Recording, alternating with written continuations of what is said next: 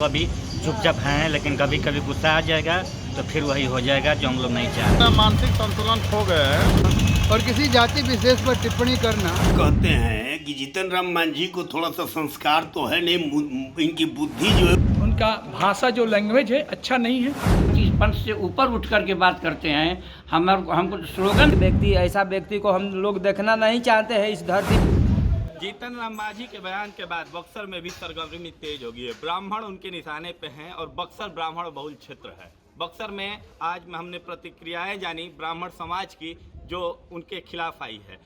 जीतन राम मांझी ने कहा था कि ब्राह्मण हमारे यहाँ पूजा तो कराते हैं लेकिन खाते नहीं है, उसके एवज में वो पैसे मांगते हैं और उन्होंने कुछ गलत शब्दों के प्रयोग भी किए हैं ब्राह्मणों के लिए। बक्सर का ब्राह्मण समाज इसके खिलाफ काफ़ी उत्तेजित है और उनके खिलाफ काफ़ी कड़ी कार्यवाही की मांग कर रहा है। आइए पहले बक्सर के ब्राह्मणों से जानते हैं उनका क्या विचार। बिहार राज्य के जाने माने आदमी हैं, लेकिन उनको ब्राह्मण की टिप्पणी नहीं करना चाहिए।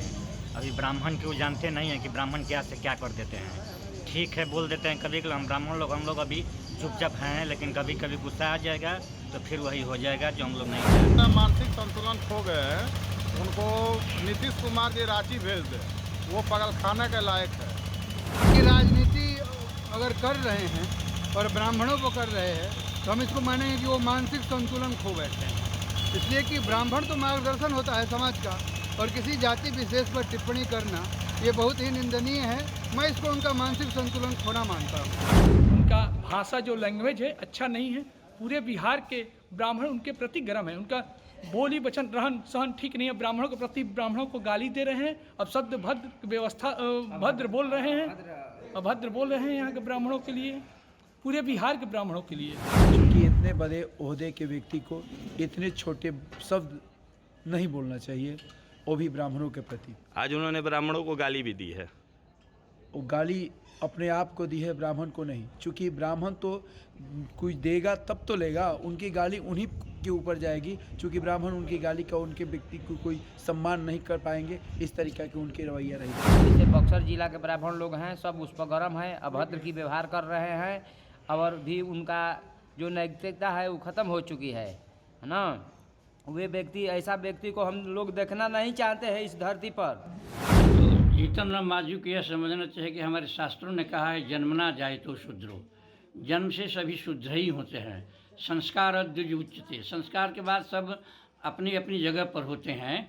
और भगवान राम के हम अनुयायी हैं, भगवान कृष्ण के अनुयायी हैं। जहाँ विदुर के यहाँ भोजन किया जाता है, राम जहाँ सबरी की जूठी बैर खाते हैं। जीतन राम मांझी को शायद इस पर दिमाग नहीं गया होगा। वो अनावश्यक रूप से इस राजनीति में जाति पाति की बात करते हैं। हम तो जाति पाति पंच से ऊपर उठ करके बात करते हैं। हमको तो स्लोगन दिया गया है कि जाति पाति पूछे ना कोई, हर के भजे सो हर के होई। कहते हैं कि जीतन राम मांझी को थोड़ा सा संस्कार तो है नहीं, इनकी बुद्धि जो है वो भ्रष्ट हो चुकी है। और सच पूछिए तो बिहार में जो सरकार चल रही है वो भी मंद बुद्धि की है। तब यही कहना है, अब ब्राह्मणों को टारगेट करके बोलना तो ओछी राजनीति कर रहे हैं। अब इससे ज़्यादा क्या कहा जा सकता है। और मुख्यमंत्री हैं, सबसे बड़ी बात तो ये है। अब तो क्या कहा जाए, हम खुद ब्राह्मण हैं तो हम तो भाई इसका घोर विरोध करते हैं। बक्सर का ब्राह्मण समाज अभी मांझी पर गरम है। गरम इसलिए है कि उनका लहजा बदला हुआ है। यह वही जगह है जहां राजनीतिक बयानबाजी चलती रहती है। कभी शिवानंद तिवारी ने अपने जनेऊ तोड़कर राजद के पक्ष में बातें की थी और ब्राह्मणों को तोड़ने की बात की थी, लेकिन क्षेत्र तो ब्राह्मण बहुल है और यहाँ ब्राह्मण बहुसंख्य हैं। ऐसे में ब्राह्मणों की प्रतिक्रिया लेनी भी जरूरी है। क्या राजनीति में यह शोभा देता है? लोगों ने बताया कि यह कहीं से भी राजनीति के लिए स्वीकार नहीं है और किसी एक जाति विशेष को टारगेट करके राजनीति करना यह ओछी राजनीति है। ऐसी ही जानकारियां हम आपको देते रहेंगे। बने रहिए टाइम 8 के लिए। बक्सर से कपिंद्र।